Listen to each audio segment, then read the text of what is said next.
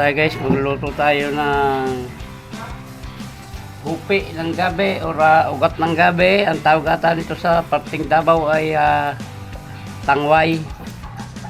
Panghalis ano to guys, panghalis sa hangover. Lasing na naman si Hilario.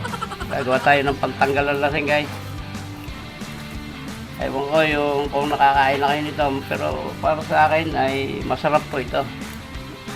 Ito yung nagiging gabi paglaki niya. Tawag nito sa Bisaya ay hupe. Parting Davao yata ang tawag nito ay tangway. Masarap to guys, madulas-dulas. Kaya lang, tatanggalin niya yung balat at makati yan. Makati at marumi.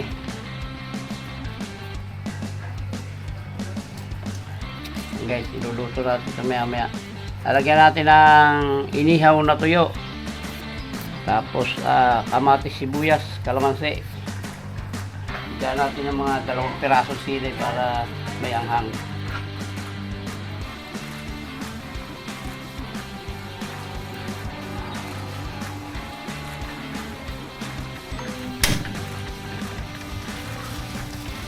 Guys, mag-iihaw na tayo ng ating isasahog. Ito na lang natin ihawin sa kalan. Pang ano to guys, pampalito, pampalasa ba.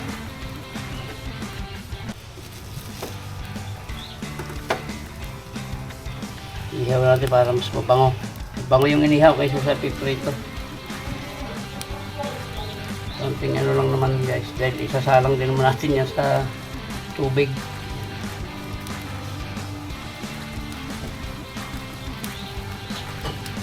Maglasa lang bang inihaw, okay na yan.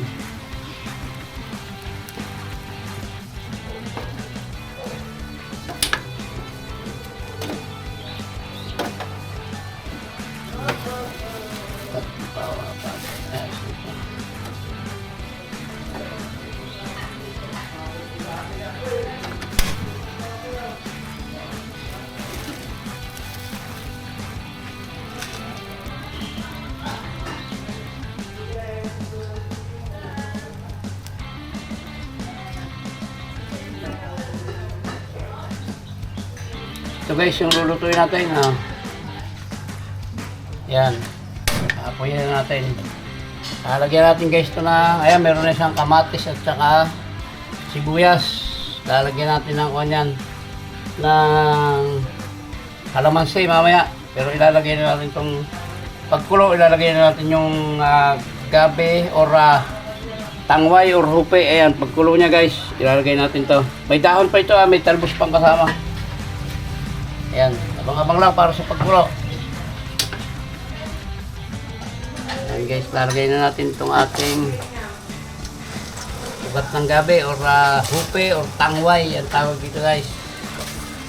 Dapat matagal yung isa lang to dahil pag hilaw ito guys ay makatitaw. Kailangan tagalan nyo. Unahin ko muna ito guys, yung puno ay yung ugat bago natin ilagay yung kanyang talbos. May talbos din yan guys. Mayroon din siyang talbos na ganyan din. Talbos din ng gabi. Lalagyan natin ng asin para medyo may galit. Para medyo may lasa. Lalagyan ko guys ng 4 na sili yan para magkaintindihan na.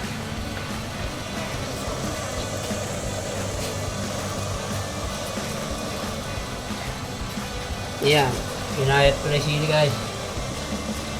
Kaya tatakpan natin ulit yan at mamaya natin ilalagay yung talbos at saka yung tuyo. Mamaya na guys. Yan guys. Muna lagyan natin ng konting paminta. Ayan. Oh! Nabuhos ka. Ang hangyan. Ayan guys, lagyan natin ito ating inihaw na tuyo. Yan po yung kanyang pagpalasa at ilalagay na natin itong talbos ng gabi. Yan, at ilulubog natin guys. Tapos tatakpan natin ulit yan. Bago natin takpan ay lagyan na natin ng bechin para mamaya ay kalamansi na lang ang ilalagay natin dyan. Yan guys, tatakpan natin at kailangan ito medyo matagal-tagal ang luto at makati ito guys pagka hindi natin tinagalan ng luto. guys, dadagdagan natin kaunting asin at medyo matabang sa alat. Tikman natin ulit. Tanggal lang ang over ito guys.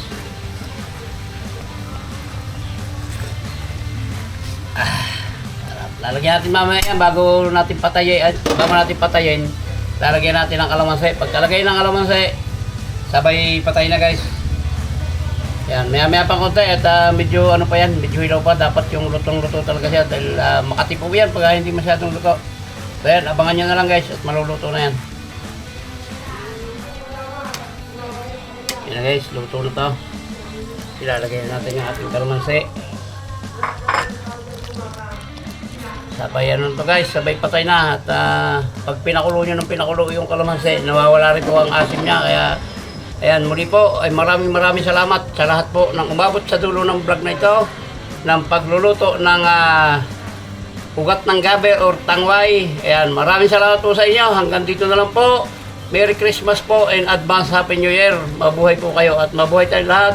Salamat po. Bye-bye na po. I love you all.